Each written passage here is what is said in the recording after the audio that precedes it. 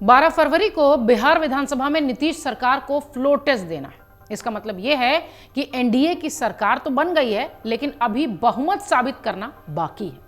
CM Nitish का खेल बिगाड़ने के लिए विपक्ष भी लगातार कोशिश में है। ऐसे में सवाल उठता है कि यदि 12 फरवरी को फ्लोर टेस्ट साबित नहीं कर पाए तो नीतीश सरकार का होगा क्या? क्या आरजेडी की सरकार बन जाएगी? तेजस्वी यादव क्या खेल कर देंगे? 12 फरवरी को होगा क्या? बड़ा सवाल है। दरअसल 28 जनवरी 2024 को नीतीश कुमार ने 128 विधायकों का समर्थन पत्र देकर 9वीं बार मुख्यमंत्री पद की शपथ ले ली। 78 विधायक बीजेपी के हैं, वहीं 45 विधायक जेडीयू के हैं, एक निर्दलीय विधायक हैं और जीतन राम मांझी की पार्टी हम के 4 विधायक भी शामिल हैं। बहुमत का आंकड़ा 122 का है, मतलब यह कि नीतीश सरकार के पास बहुमत से 6 विधायक ज्यादा हैं। हालांकि बिहार में आरजेडी की ओर से जिस तरह के दावे किए जा रहे हैं, कई विधायक उन लोगों के संपर्क में हैं और जेडीयू के कई विधायक गायब हैं, इस तरीके का भी दावा हो रहा है। ऐसे में सवाल यह भी उठता है कि अगर 10 से 12 विधायक विधानसभा में बहुमत साबित करने के दौरान नहीं पहुंचे तो नीतीश कुमार की क्या परेशानी बढ़ेगी?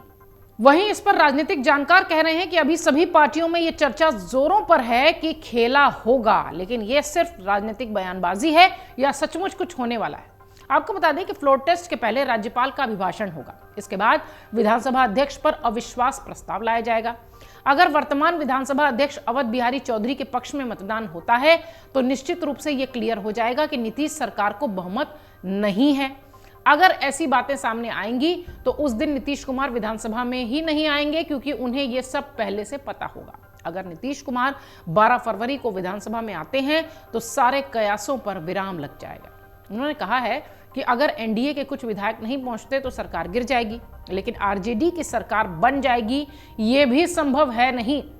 ये बात सही है कि अगर नीतीश कुमार बहुमत साबित नहीं करते तो उनकी सरकार गिर जाएगी। आरजेडी बड़ी पार्टी है तो उसी वक्त राज्यपाल को सरकार बनाने के लिए दावा पेश किया जा सकता है। उसके लिए उन्हें राज्यपाल की ओर से कुछ दिनों के लिए समय भी दिया जा सकता है। उन्होंने ये भी कहा कि इसके बाद भी आरजेडी की सरकार बन जाए ये संभव नहीं दिख रहा है, क्योंकि आरजेडी, कांग्रेस और वामदल मिलाकर कुछ ऐसे हैं जो कि 115 विधायकों की पूरी लिस्ट तैयार होती है। अगर जीतन राम मांझी समर्थन देते भी हैं तो 119, क्योंकि उनके 4 विधायक हैं।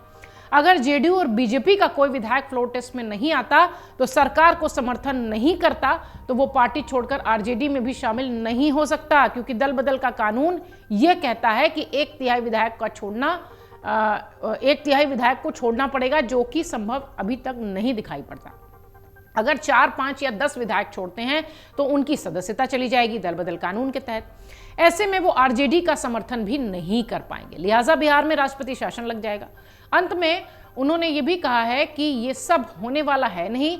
निश्चित तौर पर नीतीश कुमार 12 फरवरी को विधानसभा में बहुमत साबित करते हुए दिखाई पड़ेंगे। बहरहाल राजनीतिक विश्लेषकों का ये मानना है, लेकिन निश्चित तौर पर 12 फरवरी बिहार के लिए बहुत महत्वपूर्ण दिन है और नीतीश कुमार के लिए खास तौर से। इस बीच जीतन राम मांझी जिस तरीके से मंत्री पद और दूसरी चीजों की डिमांड कर रहे हैं, निश्चित तौर पर वो भी नीतीश कुमार की मुसीबतें बढ़ा रहे हैं। 12 फरवरी का इंतजार हर उस शख्स को है जो कि बिहार की सियासत को बहुत नजदीक से देख रहा है या खुद बिहार की जमीन पर रहने वाला है, क्योंकि नीतीश कुमार 9वीं बार मुख्यमंत्री पद की शपथ ले चुके हैं। नीतीश लगातार ये बात कहते रहे हैं कि अब वो सही जगह आ चुके हैं, काम नहीं हो पा रहा था। इस बीच वो दिल्ली में लाल कृष्ण आडवाणी से भी मिलने पहुंचे थे, वो तस्वीर भी सोशल मीडिया पर बहुत वायरल हुई।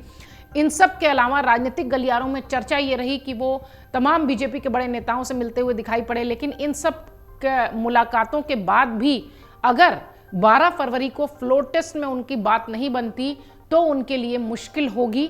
लेकिन हाँ, ये भी तय है कि अगर उनकी बात नहीं बनती तो बात आरजेडी की भी नहीं बनती दिखाई पड़ेगी।